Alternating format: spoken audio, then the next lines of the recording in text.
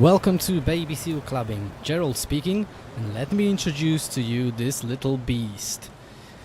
Originally it was a French tank, B1, captured by Germans and revamped. And also it was revamped by Wargaming that gave this tank something that is called preferential matchmaking. It is tier 4 tank that, unlikely any other tier 4 tanks, will never meet any higher tier tank, which is giving it quite a bit of advantage every single battle. Why it is important and why it is relevant in terms of Baby Seal clubbing? Well, it's because it's a lower tier tank and you're gonna meet a lot of inexperienced players that don't have very skilled crews in this tank, plus they rarely use premium ammunition. And they don't have much experience in this game, but pretty much most of them are easy targets for such a filthy Baby Seal clubbers as myself. Here I am playing solo. Normally I'm platooning up with two other players. Most of the time it's Baby Seal clubber as well as Flaming. Shoutouts to you guys. And this is the replay from before introduction of 0.1 patch, so the graphic is a little bit older, but everything else, including tank as well as map, is still relevant. And mostly the relevance is still this game style, I mean the play style that this game is offering, which is Baby Seal clubbing. And this one is just it's just amazing in terms of Baby Seal clubbing. You can just basically roll around, auto aim, shoot other tanks, and you're gonna see a lot of that in this replay. I managed to get to have around, I think, 800 battles played in these tanks, and the win rate is 71%. Though you can do much better in this tank. I know one particular player that is having over 90% win rate. His nickname is Stat Padder. Oh dear, look at this poor Panzer II. This guy doesn't know what is going on, he's just being slaughtered there. Valentine II there. Yeah, Baby Seal clubber who has over 90% win. I don't know, he's got definitely a few hundred battles in this thing. And why Baby Seal clubbing? Well, it's this game sometimes can be really frustrating when you play in hard tiers. You don't really have much influence of what's going on in the battle, especially when it comes to victory. For me, victory is always a priority. Everything else, WN8, medals, etc., comes as a bonus. So the victory, since I play this game, is always priority. Well, maybe not right from the beginning, because when I started playing this game I was just watching tanks, just enjoying the look of the models. But since I start treating this game a little bit more seriously, it's winning. That's what's most important. WN8 rating and medals, that's everything else is coming as a bonus. And look at that, here is another tank that is a good Baby Seal clubber. It's a Valentine II, and it was a lot of it rolling around since Wargaming set up a simple marathon that will give these tanks out for free to anyone that will complete it. It was pretty simple. I already had it, and I also played a few hundred battles with it. I think I've got like over 80% of win rate. It is thanks obviously to the fact that I'm platooning with other tier 4 tanks that do have preferential matchmaking, and when you have 3 very skilled players playing against a lot of inexperienced players, you can have a massive impact into this game. And here, look, I'm alone against 6 tanks. I've got much less HP than them combined, and this M3 Stewart is running away from me. But first I'm gonna get rid of that Panzer 38T, which is another very efficient Baby Seal clubber on tier 3, because since wargaming introduced kind of a preferential matchmaking for any tank from tier 3.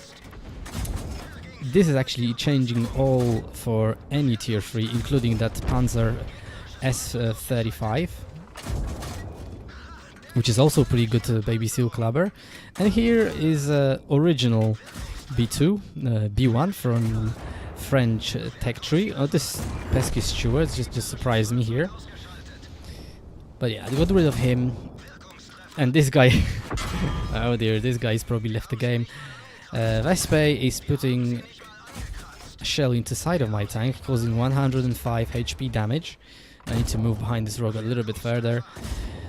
Now I'm aiming into that weak spot of B1. It's the same weak spot is existing in this tank.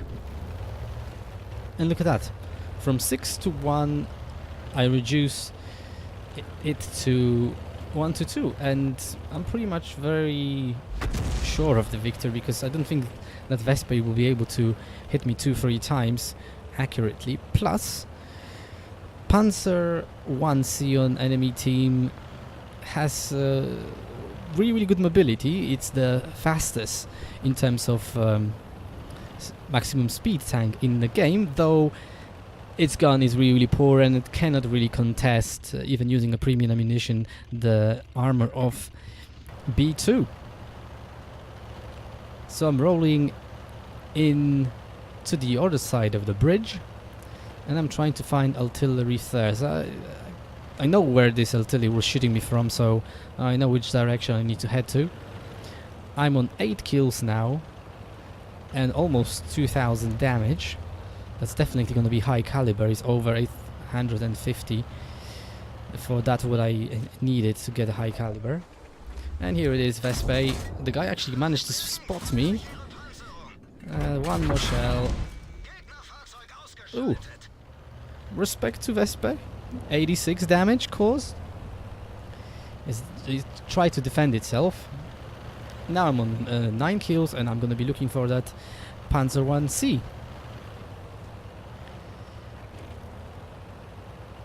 Soon I'm going to be introducing even more videos to this channel with baby seal clubbing, because sometimes it's just hilarious. Look at that. This Panzer 1C probably just fell on its side at the beginning of the game. No one helped him, so he decided to go to the garage, leaving his tank. But you know, look at that, at this present. Initially I loaded the only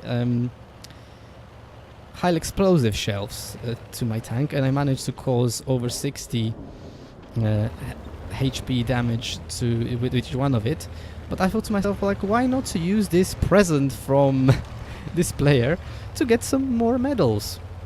And more medals, I mean, I never received previously Fadin's medal, which is a medal that you can get for killing the enemy with last remaining shell and winning the battle.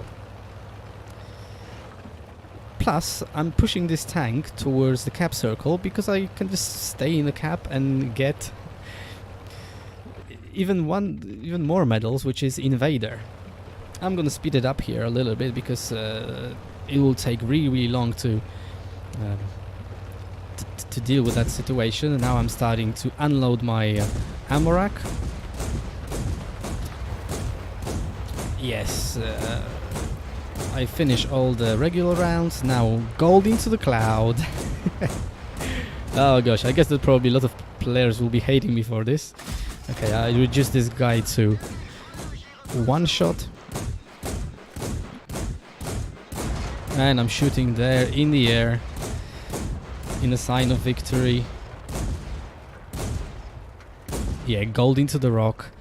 I've got 1 shell remaining here, and I'm pointing my gun towards Panzer 1C because soon I'm gonna get even more medals. Yeah, I'm gonna introduce more baby seal clubbing tanks and some good battles. Here obviously there is example of me playing solo, but there will be more in the platoon. Let's see the results. Not a surprise, I received Ace Tanker for this battle, as well as Fadin's medal, Kolobanov's medal, high caliber for 2210 HP damage caused, Invader's medal because I cap out at the end of this battle, as well as Top Gun for 10 kills, and because obviously Radley, Walterses and Pulse Medal are not available for any lower tier than 5, it's just Top Gun basically. I'm not complaining. What it's worth to mention, I actually got 14 bonds for this battle for receiving all these medals, which sometimes it is difficult to get that even in tier 10 battles. Base experience 1639. Obviously lost some credits because I shoot into the sky a lot of and rock, a lot of APCR, so that's pretty understandable.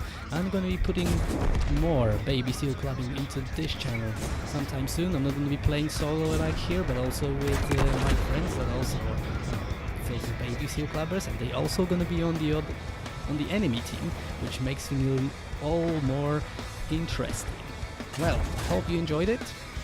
I wish you good luck on the battlefield. Leave a like, subscribe for more, and until next time.